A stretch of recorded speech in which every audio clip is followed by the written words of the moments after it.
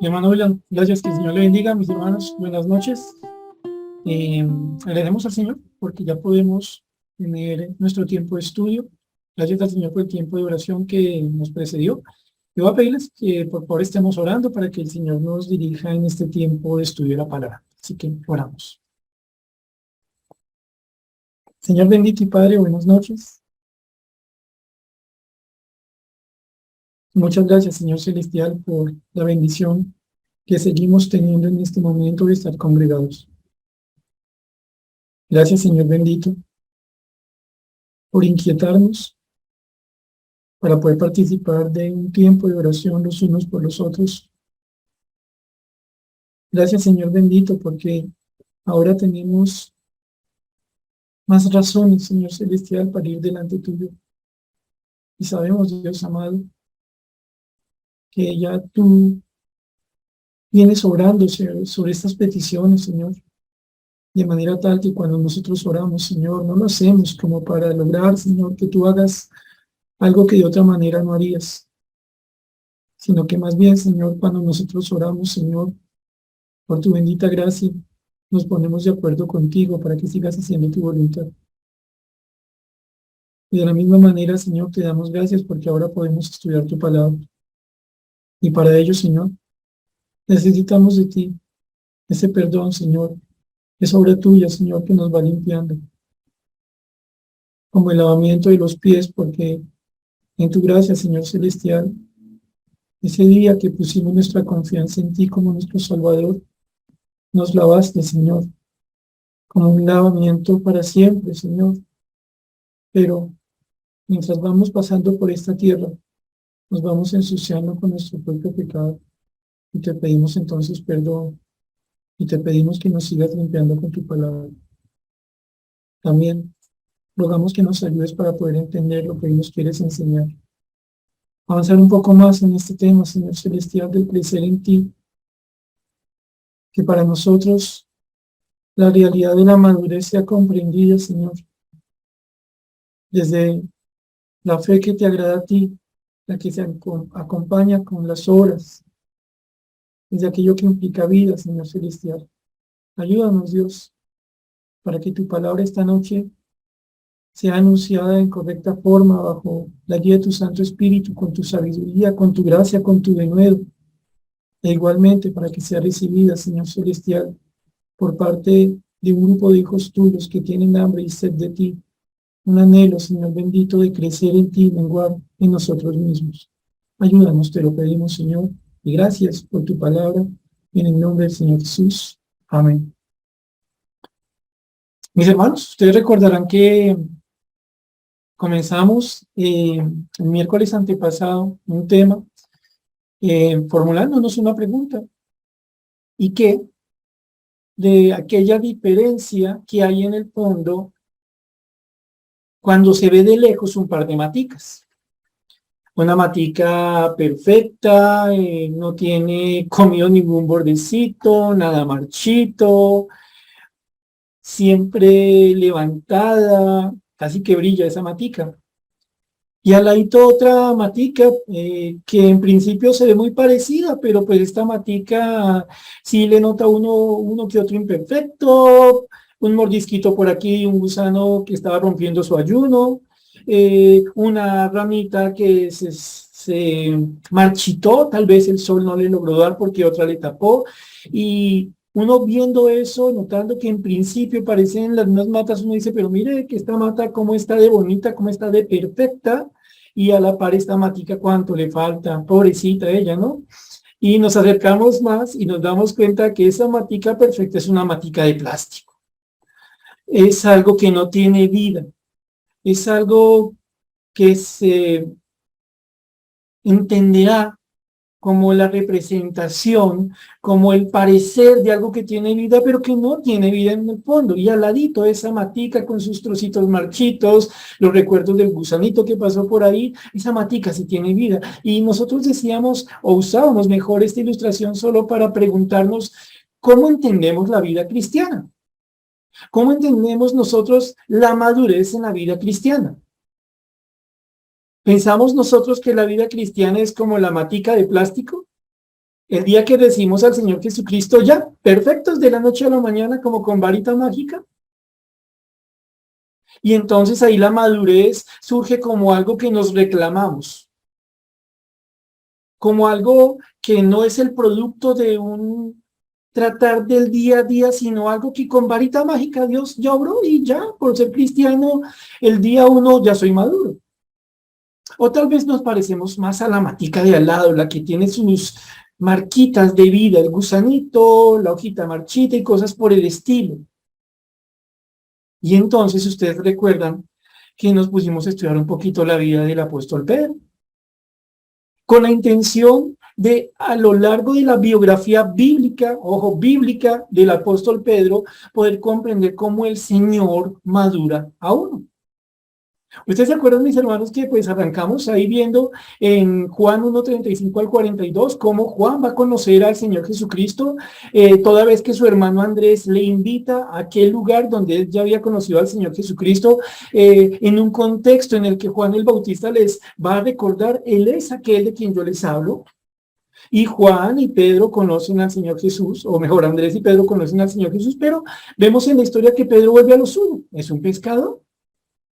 Nosotros notamos un poquito más adelante, leyendo allá Mateo 4:18 al 20 y desarrollando la idea mucho más en Lucas 5:1 al 11, cómo Pedro está haciendo lo que hacía todos los días, pescando. Estaba lavando las redes, no habían cogido ni un pescadito, un montón de pescadores profesionales, no habían conseguido nada. El Señor Jesucristo llega allí, hay una multitud que le está siguiendo para escuchar la palabra. El Señor le dice a Pedro que aparte un poco la barca y se pone a enseñar el Señor Jesús, y ahí Pedro está en súper primera fila, hermanos, viendo al Señor Jesucristo enseñar. Terminada la enseñanza, el Señor Jesucristo, que ya es conocido superficialmente por Pedro, le dice a Pedro que eche de nuevo la red. Pues Pedro le va a decir: Señor, no hemos conseguido nada en toda la noche, pero en tu palabra, ¿qué palabra? Esa que Pedro acaba de escuchar. Echa la red, nos cuenta la historia que esa red se llena de peces de una forma impresionante que casi hunde las dos barcas, y en ese momento Pedro queda lleno de temor. Sí, Pedro no sería una persona que no hubiera escuchado nunca del Señor Jesucristo. Lo había visto incluso algún tiempo atrás, había tenido trato con él algún tiempo atrás cuando le pone Cefas, ¿se acuerdan ustedes? Pero ahora este hombre es aún más distinto que los demás. Ahora este hombre es capaz de orar estos milagros, y ahora Pedro se da cuenta de algo. Entre más se conoce a Dios, más nos damos cuenta de quiénes somos nosotros mismos. Pedro se da cuenta que es un pecador y le causa terror estar frente a alguien como Jesucristo. Pero Jesucristo, que está orando en la vida de Pedro, le dice que ahora este hombre, que no había podido pescar en sus fuerzas ni un pescadito, aunque era un pescador profesional, ahora este hombre va a ser un pescador de hombres. Y nosotros notamos, finalizando este texto, que dice: y dejándolo todo, le siguió. Y veíamos nosotros, terminando este breve resumen, cómo el Señor Jesús, allí en Lucas capítulo 6, tras pasar una noche completa en oración, con lo cual aprendemos que las decisiones se toman orando realmente. El Señor Jesucristo, tras una noche de oración, escoge de entre algunos de sus discípulos a 12 hombres, que ahora serán sus apóstoles. Ya no solo serán aquellos que siguen a un maestro, al maestro, ahora serán unos que son enviados con una autoridad especial por parte del maestro, unos que serán conocidos como sus apóstoles. Y Pedro es nombrado en primer lugar en esa lista de apóstoles. Y decíamos nosotros, entonces, ¿qué, mis hermanos? Ya cuando Pedro llega al nivel de apóstol, ya ese hombre está hecho y eso ya es matica perfecta. ¿No? ¿No? Pedro está en formación. En Pedro nosotros no encontramos esa matica sin imperfecciones. En Pedro nosotros encontramos constantemente ramitas dobladas, ramitas mordidas, pero también unas ramitas levantadas, bellos frutos, bellas flores. En Pedro encontramos nosotros la mano de Dios formando un creyente. Por favor, mis hermanos, antes de avanzar, quiero pedirles algo con todo el corazón. Saquen de su cabeza por un momento el hecho de que Pedro fue un apóstol y quédense tan solo con el hecho de que Pedro fue un discípulo. Porque cuando nosotros pensamos en Pedro como apóstol, ¿qué nos tiene a pensar a nosotros? ¡Wow! ¿Cierto? Allá hacia el infinito, bien, bien arriba. Y los creyentes del común, aquí abajo. Y entonces pensamos nosotros que lo que Dios hizo en la vida de Pedro, pues no aplica para nosotros. No tenemos llamado apostólico. O no aplica para nosotros. No estoy llamado a ser misionero, a ser pastor, o a ser, qué sé yo, de los ministerios públicos de la iglesia o los visibles. Esa mentalidad nos daña, mis hermanos. Todos aquí, espero en el Señor, somos discípulos. Con esa mentalidad, quiero pedirles que avancemos en el estudio. Y ahora, tal vez ustedes, como yo, han visto en las noticias o tal vez incluso en vivo, de transmisión de alguna competencia, estas competencias, válgame la redundancia, de carácter atlético, en la que son estilo maratón o media maratón. Y tal vez ustedes han visto en ellas cómo las personas pasan la meta y literalmente se botan al piso, o sea, caen casi desmayados del cansancio tan grande que tienen. Ustedes habrán visto que incluso el que gana, eso levanta los brazos, atraviesa la cinta y ¡pum! Al piso. Pero a la par que ustedes recuerdan eso, tal vez recuerdan haber visto la escena de otros hombres que llegaban arrastrándose, que se levantaban 2 pasitos, volvían y caían. Ojo, ya alguien había pasado la meta mucho antes que ellos, ya había un ganador. Pero estos hombres se levantan de nuevo y vuelven y caen, se arrastran. A veces un competidor que va pasando a su lado o que ya va un poco más adelante se devuelve, lo pone sobre su hombro y avanza. Pero en todo caso pudiéramos nosotros preguntarnos, hombre, ya usted no ganó, ya la medalla de oro, la de plata y la de bronce tienen nombre, no es el suyo. Viejo, acepta el fracaso. Hazte a la idea, hay unos que están llamados a tener la de oro, la de plata y la de bronce. Están llamados a que sus nombres estén inscritos en Wikipedia, o siendo un poco más correctos intelectualmente en los libros de la historia del atletismo. Pero no, ese atleta no piensa así. Ese atleta tiene en su realidad, en su corazón, no tanto el que no tiene las fuerzas para ganar, sino que no se puede dar la oportunidad de rendirse. Ese atleta tiene en su ser algo que no entiende de la crítica en torno a él. Tiene en su realidad algo que se ha formado de la misma manera que se ha formado su cuerpo para ser atleta de maratón. No hay la opción de rendirse. La meta debe ser pasada. No importa que sea el último, que lo haga un día o 2 días después. Lo importante para ese atleta es que la meta debe ser pasada. Y ese es el punto que quisiera, mis hermanos, con ustedes estudiar en el tiempo que nos queda este día. Dentro de este ejemplo que encontramos en la palabra, en la vida del apóstol Pedro, sobre lo que es un verdadero discípulo, sobre el genuino proceso de madurez, ¿qué tal, mis hermanos, si hablamos un poco de la victoria y el fracaso? Sí, seamos francos, nos encanta hablar de las victorias. Nos encanta contar las cosas que nos pasan, que nos suceden, que podrían acompañarse con un aplauso y el buena esa, qué bien, mano. Y nos tapamos el rostro cuando pensamos en los fracasos y de esos casi no hablamos, ¿cierto? Como si lo uno y lo otro no fueran parte de la misma realidad que forma el Señor. Incluso antes de ingresar al estudio, continuando con la biografía del apóstol Pedro, yo quisiera pedirles a ustedes que me acompañen a Romanos capítulo 7. Romanos capítulo 7. Vamos a leer apenas de pasadita. Si el Señor lo quisiera, tal vez otro día lo estudiemos con calma, porque es una porción muy bonita, con muchos retos al momento de estudiar. Pero hoy solo quiero leerla de pasada con ustedes. Romanos 7, y cuando llegue a Romanos 7, vaya ubicando sus ojitos sobre el versículo 14. Romanos 7, versículos 14, y vamos a ver hasta el 25, ¿listo? Como siempre, mis hermanos, si les resulta posible leer, no se quede solo con escuchar, ¿vale? Si les resulta posible leer, lea con nosotros. Romanos 7, 14 al 25. ¿Qué nos dice el Señor allí? Porque sabemos que la ley es espiritual, mas yo soy carnal, vendido al pecado. Porque lo que hago no lo entiendo, pues no hago lo que quiero, sino lo que aborrezco, eso hago. Y si lo que no quiero esto hago, apruebo que la ley es buena.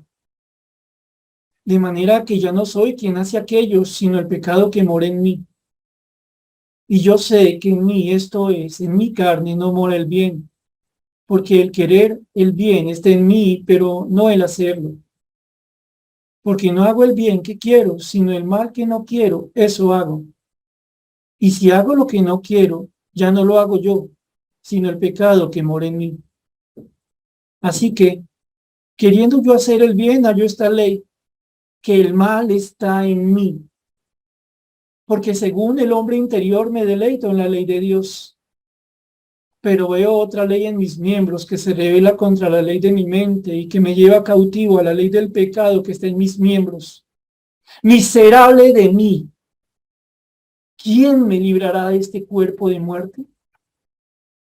Gracias doy a Dios por Jesucristo, Señor nuestro. Así que yo mismo con la mente sirvo a la ley de Dios, mas con la carne a la ley del pecado. Obvio, es el apóstol Pablo el que está usando el Señor para escribir aquí. Recordemos, mis hermanos, cómo llegó la Biblia a nosotros. No llegó por medio de dictados. El Señor no le dijo a sus profetas, a sus apóstoles, siente, escuche y tome, dicte como un gerente a la secretaria que quiere darle una noticia a la empresa. No. Este caso, por ejemplo, nos demuestra cómo funciona la revelación de las Escrituras. En este caso, el Señor quería que toda la iglesia, no solo la iglesia de Roma, la que describe esta porción como el resto de la epístola a los romanos, toda la iglesia debía escuchar del Señor algo, que la realidad de un verdadero creyente. La verdad de uno que genuinamente conoce a Cristo, no solo como su Salvador, sino naturalmente también como su Señor.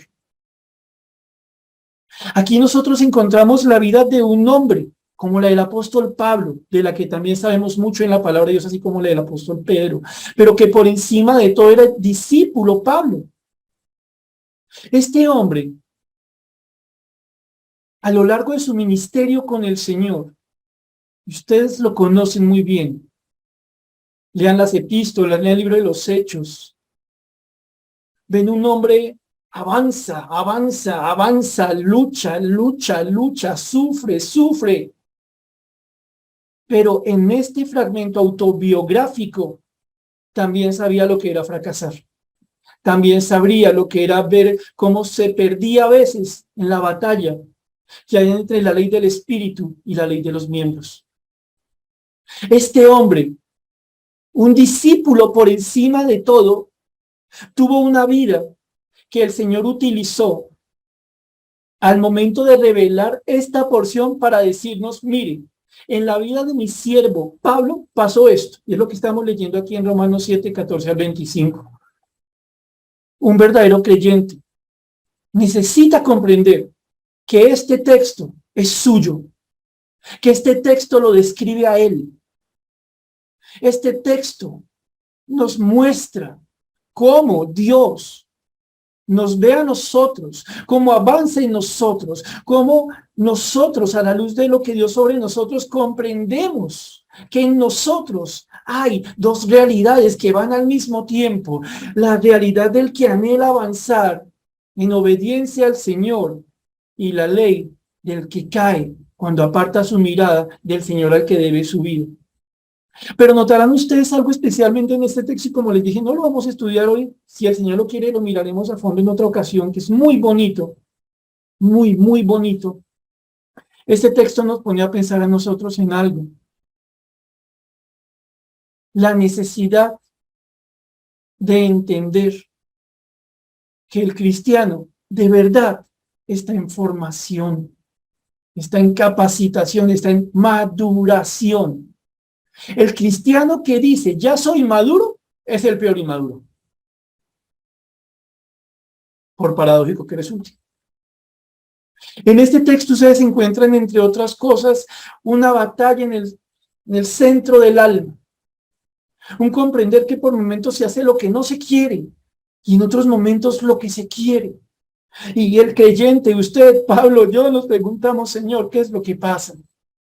¿Por qué pasa esto? Y ya hallamos, terminando este texto, la razón por la cual, a pesar de esta batalla, nosotros no nos quedamos antes de la meta. Señor, ¿por qué no solo en medio de tantos padecimientos por ser cristiano, en medio de tantos fracasos, por qué yo solo no me quedo donde estoy? ¿Por qué no miro para atrás y apostato de tu persona? ¿Por qué no solo me devuelvo a lo que conocí antes de tu persona?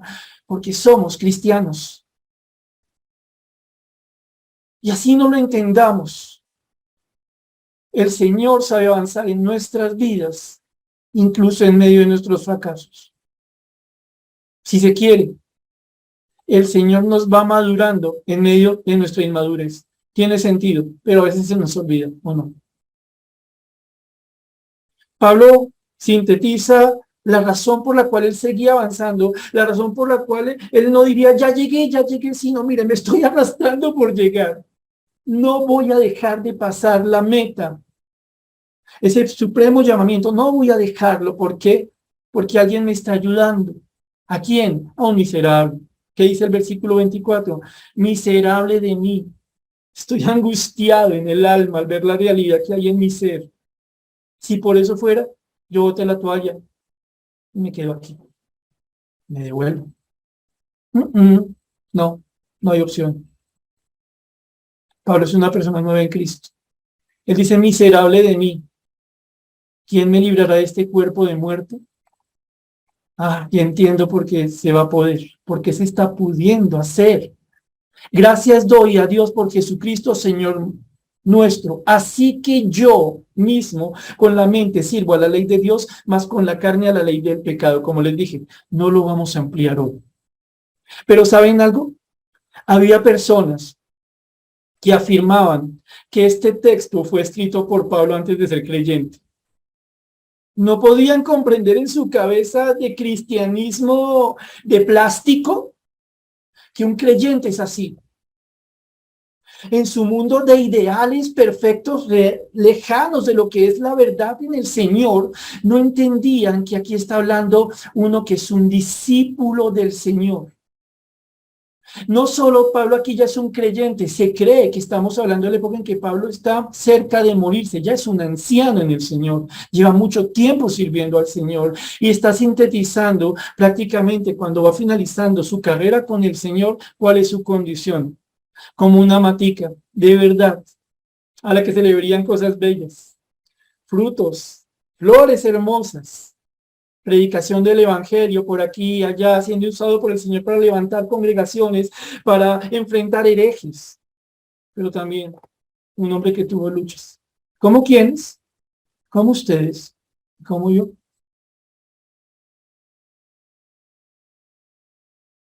Tengamos en cuenta esto, por favor, porque ahora vamos a avanzar con nuestro estudio de esta biografía.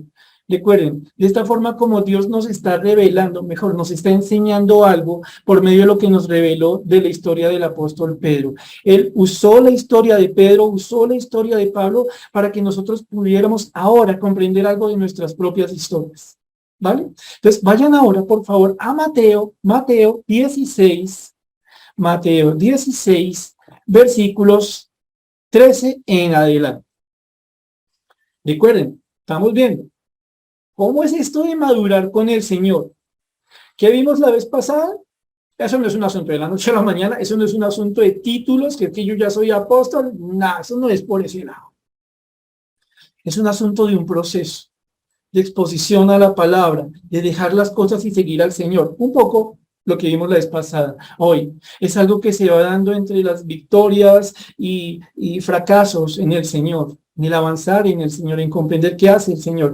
Miren ahora una escena muy parecida a la que se describe en Romanos 7, pero en la vida del apóstol Pedro. ¿Listo? Entonces Mateo 16 y vamos a leer entonces una primera parte. Vámonos desde el versículo 3. Dice así. Viniendo Jesús a la región de Cesarea de Filipo, preguntó a sus discípulos diciendo, ¿quién dicen los hombres que es el Hijo del Hombre? Ellos dijeron, unos Juan el Bautista, otros Elías y otros Jeremías o alguno de los profetas. Y él les dijo, ¿y vosotros quién decís que soy yo? Respondiendo, Simón Pedro dijo, tú eres el Cristo, el Hijo del Dios viviente. Entonces le respondió Jesús, bienaventurado eres, Simón, hijo de Jonás, porque no te lo reveló carne ni sangre, sino mi Padre que está en los cielos. Y yo también te digo, que tú eres Pedro, y sobre esta roca edificaré mi iglesia, y las puertas del Hades no prevalecerán contra ella. Y a ti te daré las llaves del reino de los cielos, y todo lo que atares en la tierra será atado en los cielos, y todo lo que desatares en la tierra será desatado en los cielos. Entonces mandó a sus discípulos que a nadie dijesen que él era Jesús el Cristo. Primera parte, no es toda la historia que vamos a estudiar el día de hoy. El Señor está hablando con sus discípulos, los que confían en Él y le siguen producto de la confianza que tienen en Él, es su Maestro. Les hace una pregunta. Oiga, ¿qué han escuchado? ¿Qué dice la gente de mí? ¿De quién? Del Hijo del Hombre. Recuerden, al Señor Jesucristo le encantaba llamarse a sí mismo Hijo de Hombre, lo que nos habla mucho de lo muy cercano que realmente se hizo a nosotros, para socorrernos, para salvarnos. Y entonces, pues, ¿qué le contestan a los discípulos? No, pues, unos dicen que Juan, que Elías, que Jeremías o algún profeta.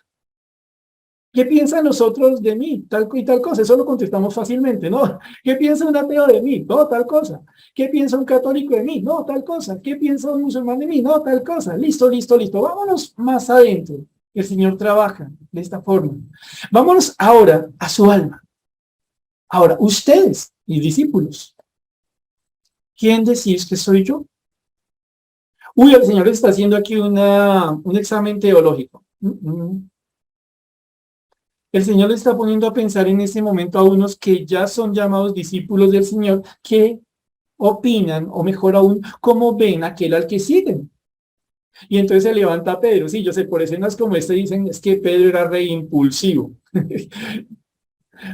Simón Pedro dijo, tú eres el Cristo, el Mesías, en últimas, el ungido de Dios. En ti están el cumplimiento de todas las promesas antiguotestamentarias en torno a aquel que tú enviarías para salvar a tu nación.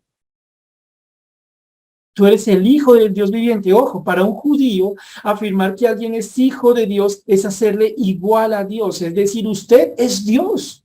Es decir, Pedro, en este conjunto de frases, está manifestando el Señor Jesús es el ungido enviado por Dios. Es Dios mismo que llega a esta tierra a cumplir los propósitos de Dios.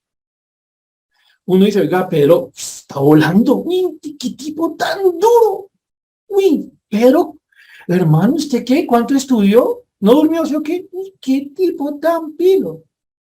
Qué buena respuesta, Pedro. Qué excelente síntesis de quién es el Señor Jesucristo. Definitivamente esto lo contesta alguien que ya llegó a un nivel allá de, uy, tiene usted la medalla de oro, y si hubiera un metal más precioso en Juegos Olímpicos, sería esa la medalla. Uy, no, Pedro, con todo respeto, la ven y regáleme un autógrafo, hágame el favor, porque es que gente como usted es increíble, ¿no? El Señor Jesucristo mismo, ¿qué le dice? Bienaventurado eres, Simón, hijo de Jonás. Simón, eres supremamente bendecido al entender esto. Es la mayor bendición lo que tú acabas de reconocer. Pero Pedro, lo que acabas de decir, no lo dijiste producto de tu genialidad, mucho menos de tu impulso. ¿Sabes por qué lo puedes decir, Pedro? Porque te lo reveló mi Padre que está en los cielos. El Padre te quitó el velo de los ojos que antes no te permitía entender. ¿Qué hace aquí el Señor con esto? Tanto a Pedro como a los otros discípulos que le están rodeando, les pone en su lugar. Tener un buen entendimiento de las cosas de Dios, no dice, oiga, qué pilos, qué inteligentes, qué estudiados, qué dedicados. No, sin duda alguna nos toca estudiar, ¿o no? ¿Saben? Cuando nosotros sabemos algo correctamente, lo sabemos porque Dios nos lo enseñó. Debo reconocer aquí una batalla un tanto personal cuando nosotros como bautistas nos creemos más que gente de otras denominaciones. Aquí entre nos incluso no la oí mucho con esta palabra denominación. ¿Saben? Si nosotros sabemos algo, es porque Dios nos lo ha enseñado. Y aquí el Señor se lo está recordando a Pedro. Está bien lo que sabes, pero recuerda quién te lo dio. Y el Señor entonces le dice a Pedro algo y dice, no, es que, ay, quién fuera como Pedro, ¿no? Le dice acá, versículo 18, yo también te digo, tú eres Pedro. Y la palabra Pedro aquí se refiere a un pedazo de roca. La palabra es Petros, un pedazo de roca. Entonces dice acá, yo también te digo que tú eres Pedro y sobre esta roca, y aquí la palabra cambia, ya no es Petros, aquí la palabra es Petra. Aquí ya no se habla de un pedacito de roca, sino de una masa de roca, como una peña de piedra. Y el Señor ha hecho una pregunta a sus discípulos, los que le siguen. Pedro, bajo la revelación del Señor, comprende y puede contestar algo que es correcto, que muestra que es un hombre que está bien con el Señor, es bienaventurado en este momento, el Señor lo está diciendo. El Señor Jesucristo le ayuda a entender algo sobre tu confesión, Pedro, sobre lo que tú estás reconociendo hoy, es que yo voy a levantar mi iglesia. Para un católico apostólico romano, esta porción es la que se utiliza para justificar, entre comillas, la existencia del papado, diciendo que el papa es la base de la iglesia, o llevando a la idea que la autoridad papal es la autoridad eclesial, que es una autoridad que llega a estar encima incluso que la autoridad que tiene la palabra de Dios. Pero no es lo que está enseñando aquí la palabra.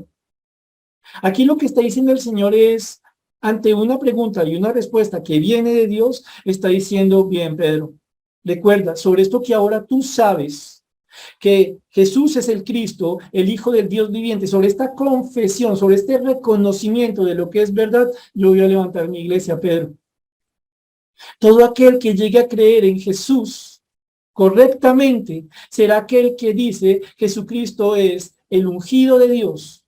Jesucristo es Dios mismo, el ungido de Dios para cumplir la voluntad de Dios. Y recordamos la cruz, la resurrección, la ascensión, entre otras cosas. El Señor le dice entonces, versículo 18, yo también te digo que tú eres Pedro y sobre esta roca edificaré mi iglesia y las puertas del Hades no prevalecerán contra ella. Ni siquiera aquello sobre lo que tiene dominio Satanás, el lugar donde yacen los muertos, especialmente los muertos que no creyeron, no van a prevalecer sobre la iglesia que voy a levantar, sobre la verdad de que Jesús es el Cristo, el Hijo del Dios viviente. ¿Se imagina usted si fuera Pedro cuando usted está escuchando al maestro decir eso? ¿Usted qué sentiría? ¡Wow! O sea, impresionante ese momento para la vida de Pedro. Los otros discípulos lo están viendo, están escuchando este momento. Después dice, a ti te daré las llaves del reino de los cielos, y todo lo que atares en la tierra será atado en los cielos, y todo lo que desatares en la tierra será desatado en los cielos. Aquí estamos hablando de esa autoridad que el Señor ha dado a su iglesia. En este caso, ¿por qué le habla así a Pedro? Porque Pedro se que ha contestado. Pero nosotros vemos en Mateo 18, tomen nota, pero no vayan a Mateo 18, que esta misma autoridad se le entregó a todos los discípulos, que es la autoridad de la iglesia. La iglesia predica un mensaje, la iglesia dice, bajo la guía del Señor, según la palabra, para ser salvos hay que creer en Jesucristo. Y eso es una llave. El que cree en Cristo llega al cielo, no porque lo diga la iglesia, sino porque la iglesia está entregando el mensaje que el Señor le ha dado. Pero bueno, no nos quedamos aquí porque no es el tema de hoy. ¿Qué es lo cierto, hermano? Yo le pregunto como para que lo pensemos un segundito, un momentico mejor. ¿Qué dice usted? Ese es un momento en la vida de Pedro, ¿cómo? ¿Como de atleta arrastrándose? como de atleta caído, como de esos que uno diría, huele a fracaso, ¿cierto que no? ¿Cierto que aquí nosotros encontramos la historia de un hombre que pareciera que está volando en lo espiritual, que es muy entendido en las cosas de Dios, a quien Dios mismo le ha declarado como bendecido por el conocimiento de Dios? Uno diría, wow, qué buen momento, qué bello momento. Hermano, venga, yo le pregunto otra cosita aquí personal, no me la tiene que contestar. ¿Usted recuerda esos días en su vida? Échele cabeza. No sé, molesto mucho con este ejemplo, pero es que tal vez ustedes han vivido lo que he vivido yo. Se levanta usted, incluso puede que de madrugada, y se pone a orar, y se pone a hablar con el Señor, muy sinceramente le adora, no porque toca repetir, no como lorito que repite cosas, sino con un corazón agradecido, le dice usted, Señor, gracias hasta por el frío que siento en este momento que me mantiene despierto mientras oro a ti. Después le dice el Señor, te pido ayúdame a entender mis pecados, a verlos como lo ves tú, y usted gasta un tiempo suficiente confesándole al Señor sus pecados, y usted dice, wow, yo antes no hubiera hecho esto, o sea, este sí que está haciendo un bonito momento, estoy siendo sensato, humilde, sincero con mi Señor. En verdad, Señor, te pido que me perdones por esto. No porque toca, no por religión, por una necesidad del alma, en esa comunión con el Señor en ese momento. Y después usted va a pedir, y fijo, comienza el Señor a recordarle motivos de oración, como esos que recogimos hoy. Sí, mire su hojita, mire su cuaderno. Y le comienza usted a pedir por eso como si fueran sus propios asuntos. Usted termina su oración. Y puede que haya durado unos pocos minutos, pero es muy posible que sea algo distinto. Usted mira su reloj y dice, wow, ¿a qué hora se pasó todo este tiempo? Wow, ¿a qué horas pude estar tanto tiempo a solas en oración con mi Señor? Bueno, no lo entiendo muy bien. Solo entiendo que fue muy bonito. Después, lee la palabra con un hambre. Se va en el Transmi caminando, en el carro, lo que sea, y usted no va pensando en qué está diciendo Julito, el de la W, o si esta China no le pegó bien ahí en la final contra España. Usted va pensando lo que Dios le enseñó, y lo va pensando en términos de, wow, yo no había pensado que yo tenía ese problema, yo no había pensado que a la luz de la palabra yo debo hacer las cosas así. Y tal vez ese mismo día está con un compañero de trabajo, una persona que se cruza en el camino, y usted literalmente siente que el manantial del evangelio sale de su boca y usted le habla de Dios de una forma tan natural, y pasa el día en una relación cercana, sincera con el Señor, a la que nadie más está viendo. No es un asunto que querramos mostrarle a otro, esto es mío con Dios. Y a veces, al final de ese día, nos acostamos a dormir con una sonrisa. Nos sorprende.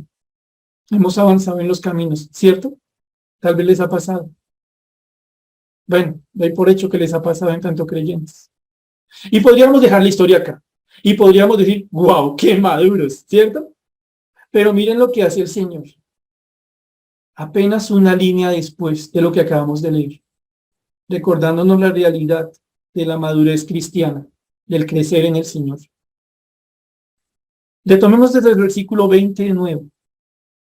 Este Pedro, que ha hecho una confesión que se convertirá en la base para la edificación de la iglesia sobre la persona y obra de Cristo, dice entonces, versículo 20, entonces mandó a sus discípulos que a nadie dijesen que él era Jesús el Cristo. Versículo 21.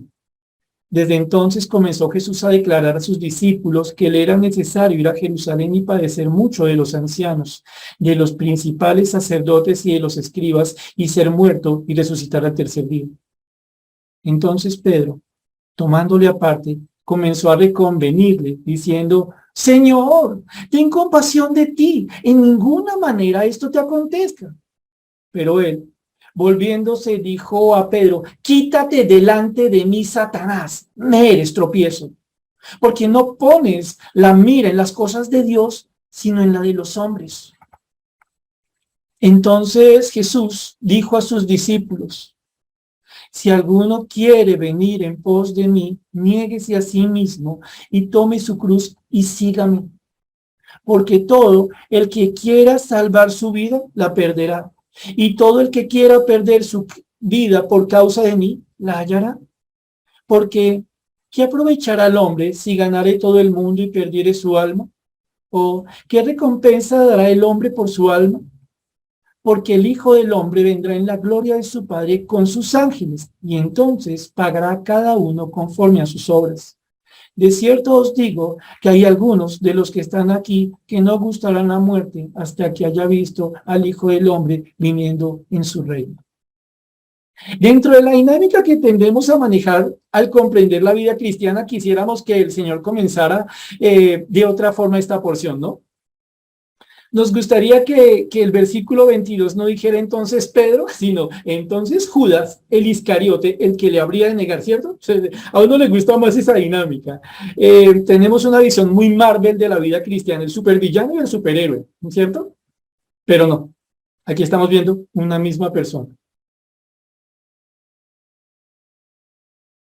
Él acaba de confesar lo que se conoce como, si me lo permiten, una síntesis plena del Evangelio, lo que debe entender una persona.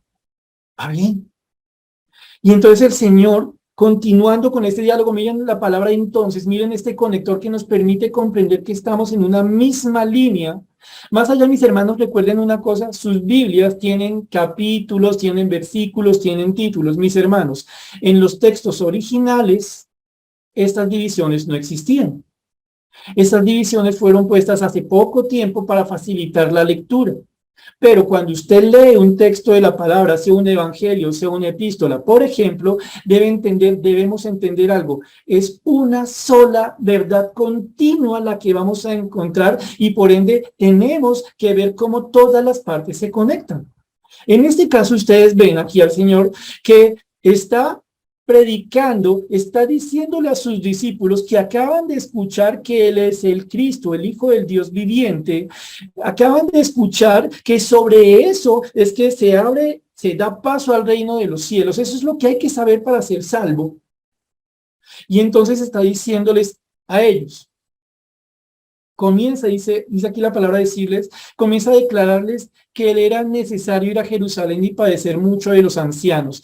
Muy seguramente aquí se refiere a las personas que corresponderían, o mejor, que pertenecerían al Sanedrín o al concilio, a ese órgano máximo de decisión entre los judíos, los más duros, digámoslo así.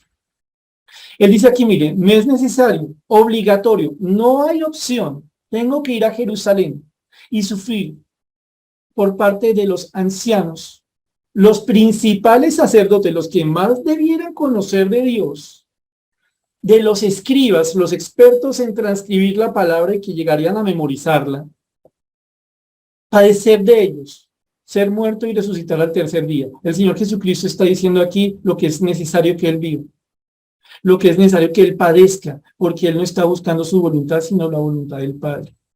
Y entonces vemos a Pedro diciéndole, es interesante porque el Señor nos describe esto de una forma como muy gráfica, casi que usted podría recrearlo mentalmente como en una película. Entonces, Pedro, tomándole aparte, ¡ay, Pedro, qué espiritual eres! Vas a ir uno a uno. ¡Uy, qué piro! Ojo, Pedro lo llama aparte y dice, comenzó a reconvenirle. La palabra de convenir tiene varios significados que todos hacen parte de un mismo gran significado. Reconvenir significa juzgar. Pero escucha al Señor Jesús, ese mismo del que él que acaba de decir que es el Hijo de Dios, que es el Cristo, a este mismo Jesús ante el que él temblaba en la barca cuando vio lo que hizo con la predicación de la palabra, con esa gran pesca, a ese del que él sabía que era aquel al que venía anticipando Juan el Bautista, sirviendo Juan el Bautista a Jesús, a ese del que Pedro conoce estas cosas, a Pedro se le ocurrió una idiota, ¿no? Señor, ven. Ya usted está, ya, Judas, apague, ya. Señor, dame cuidado. Lo que tú estás diciendo, yo lo acabo de juzgar y estás equivocado. Ojo, de convenir, por un lado trae la idea de juzgar. ¿Qué otras ideas nosotros tenemos en esta palabra de reconvenir? Hallar falta. Para Pedro estaba completamente errado lo que decía el Señor Jesucristo. Pero incluso la palabra reconvenir se puede traducir como expresar desaprobación, encargar intensamente. Pedro aquí está tomando al Señor Jesús, de quien él acaba de hacer una bienaventurada confesión, y le está diciendo: usted es el Hijo de Dios, usted es el ungido, pero está equivocadísimo, está súper errado.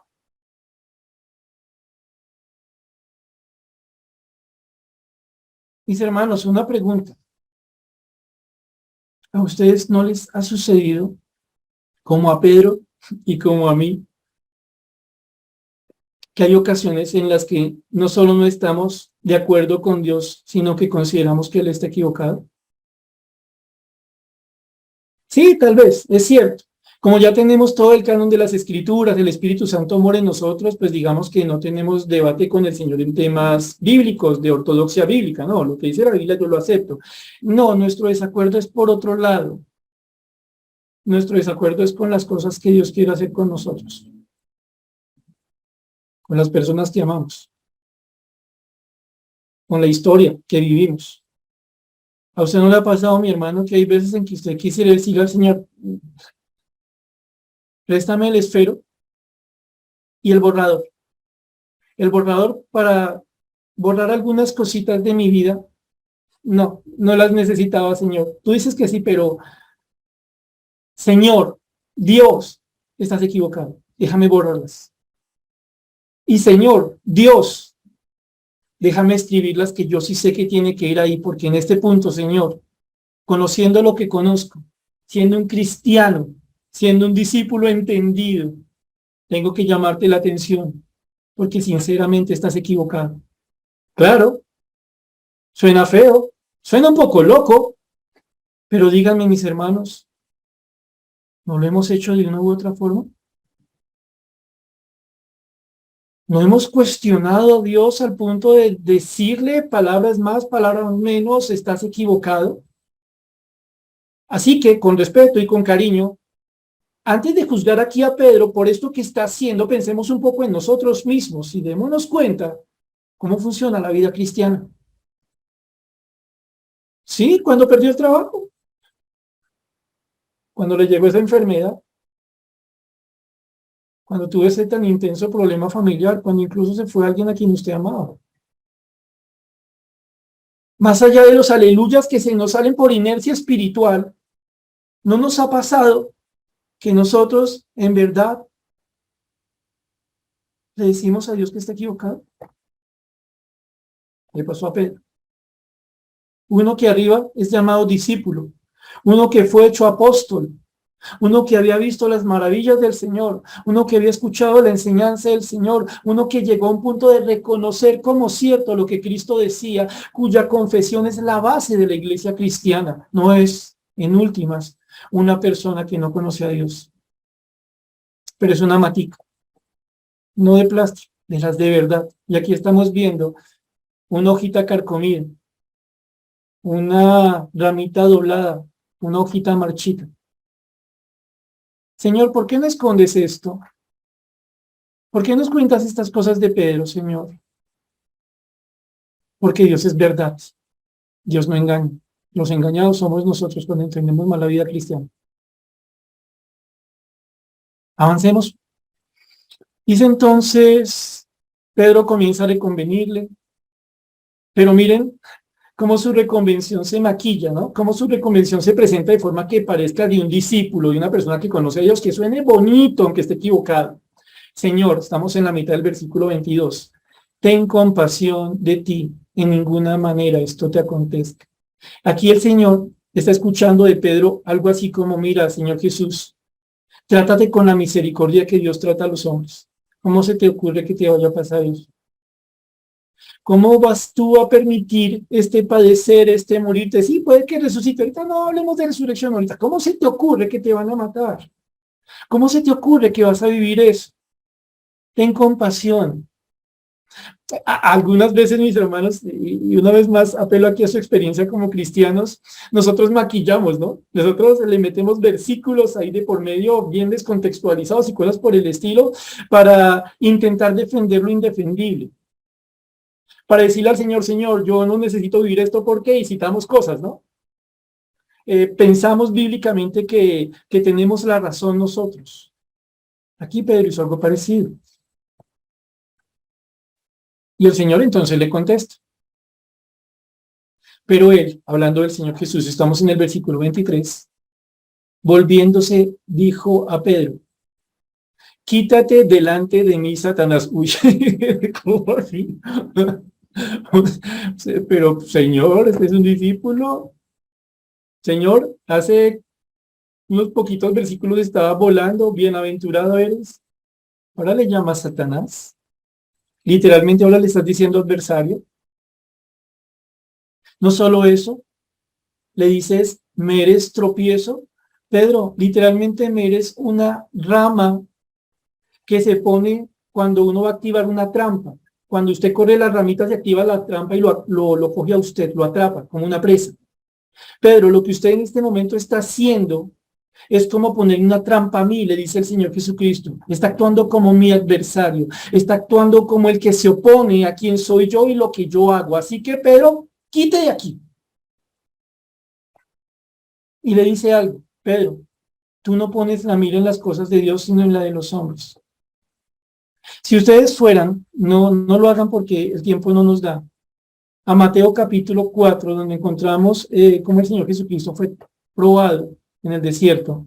Ustedes van a encontrar aquí que es lo mismo que el Señor Jesucristo le dice a Satanás en el versículo 10. Entonces Jesús le dijo, vete Satanás, porque escrito está, al Señor tu Dios adorarás y él solo servirás.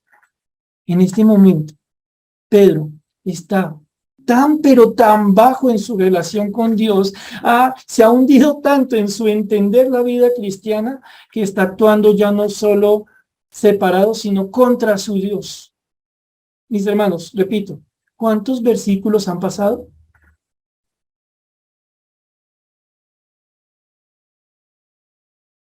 Y entonces el Señor nos lleva a nosotros a entender algo.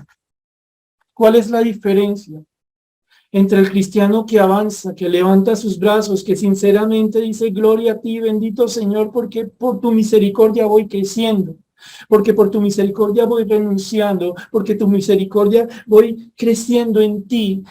¿Cuál es la diferencia entre este cristiano, el que pasa con medalla de oro, y el cristiano que se quita el número y lo deja botado y se vuelve para el hotel?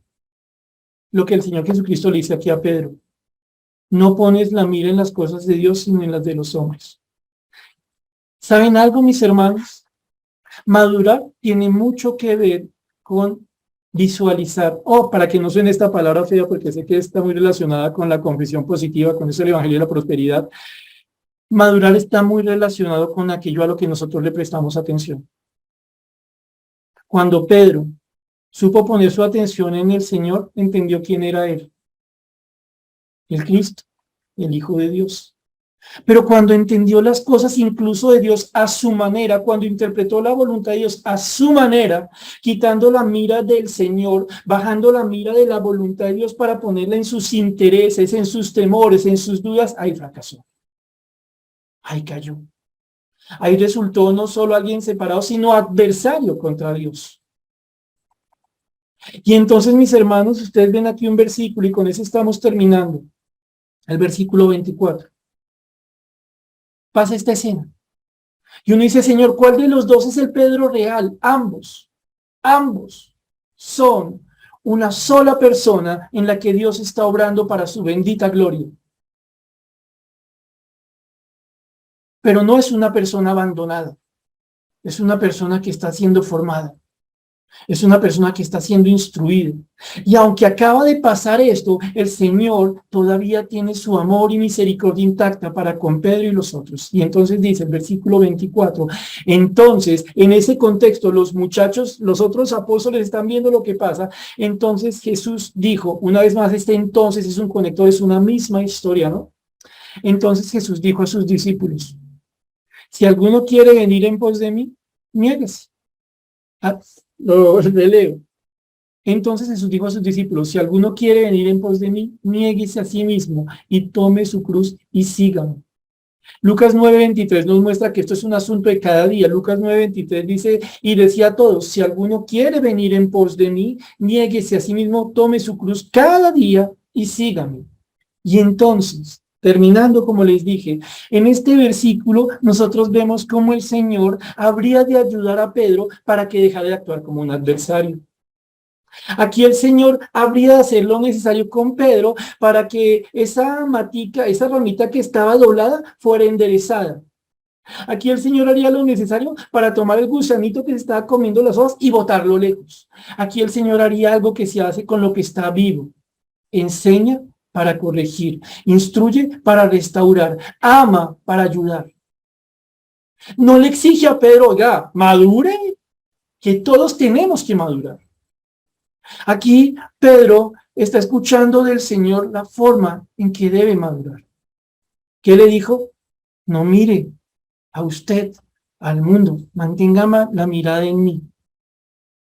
¿Qué le dice aquí? ¿Alguno de ustedes quiere venir en pos de mí? Noten algo interesante, mis hermanos. Si es una opción ser cristiano, si es una opción ser salvo, no es una opción la forma en que somos cristianos, no es una opción la forma en que somos discípulos, no es una opción la forma en la que debemos madurar. La opción es si me meto con Dios o no.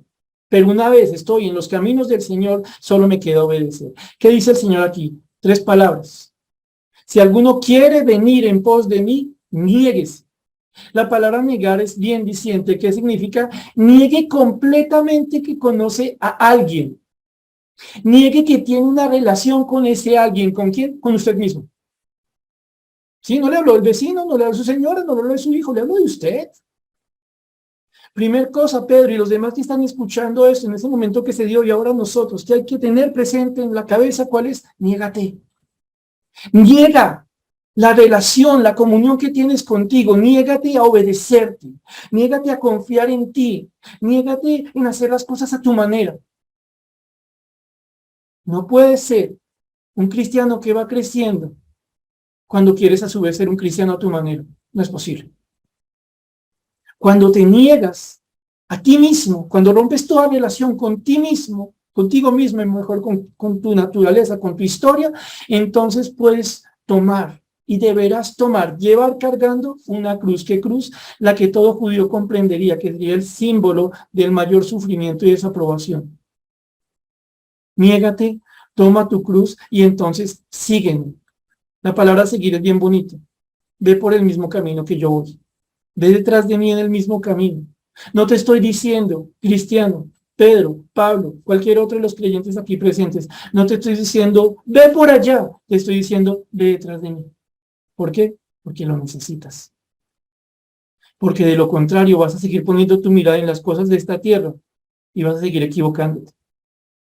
Dios se alegra y estamos terminando en esos días tan bonitos que tenemos, en los que le glorificamos, le honramos, estamos con la mirada puesta en Él. Pero también Dios se entristece cuando nosotros bajamos la mirada y nos equivocamos contra Él. Pero lo bonito de esto es que el Señor no usa su tristeza para acabarnos como debiera hacerlo, si lo quisiera podría hacerlo, sino que lo usa para hacernos entender algo que nos falta. Yo constantemente escucho al pastor Alex que nos dice a nosotros, madure. Y pienso un poco en lo que para él significa esto. Significa para el pastor Alex y para cualquier otro profesor, para cualquier otro siervo de la palabra de Dios, Dios mío, ayuda a mis hermanos a que se nieguen, tomen su cruz y puedan seguirte cada día como yo mismo lo necesito. Aquel que se cree maduro ya está en plena inmadurez. ¿Qué necesitamos de nuestro Señor? Comprender que un cristiano es alguien que va avanzando tras de Cristo, con su mirada en Él. Avanza, avanza, avanza y cuando cae se levanta. ¿Por qué? Porque vuelve su mirada a Él. ¿Qué necesitamos? Comprender que no se trata de cuántas victorias tenemos, sino de cuánto miramos al Señor si es que queremos madurar. No estamos obsesionados con una medalla de oro, de plata, de bronce. Estamos concentrados en atravesar la meta. Para eso se nos salvó. Vamos a terminar aquí, ¿les parece? Oramos. Señor bendito y Padre, te damos gracias por la bendición que hemos tenido esta noche de estudiar tu palabra. Porque nos pones a pensar, Señor bendito, en esto que implica la madurez cristiana, en que en verdad, y de ninguna manera lo niegas en tu palabra, nosotros estamos en tus manos. Y en verdad, Señor celestial, a menudo nosotros hacemos cosas que si por nosotros fuera, nos apartarían completamente de ti. Pero tú, Señor celestial, nos ayudas. Pero tú, Señor celestial, nos exhortas, a veces con dureza, pero siempre con amor. Y así, Señor bendito, como le decías a Pedro, Señor bendito, que le era necesario dejar de serte adversario, también nos lo recuerdas a nosotros hoy. Sí, te damos gracias por esos días tan bonitos en ti y contigo, pero también te pedimos perdón y ayuda frente a esas cosas en las cuales nosotros nos estamos oponiendo a ti. Y entonces, te pedimos, Señor bendito, que nos ayudes con algo que aprendemos y aprenderemos cada día en nuestra vida cristiana. Romper toda relación con nosotros mismos, con el viejo hombre, porque necesitamos tomar la cruz, porque necesitamos ir tras de ti cada día, Señor. Ayúdanos, Señor, para que la madurez para nosotros sea el reflejo de la obra de tu Santo Espíritu en nosotros y que dejemos de pensar que es como una matica de plástico que en el fondo no tiene ninguna vida. Señor, te damos gracias por tu palabra en el nombre del Señor Jesús. Amén.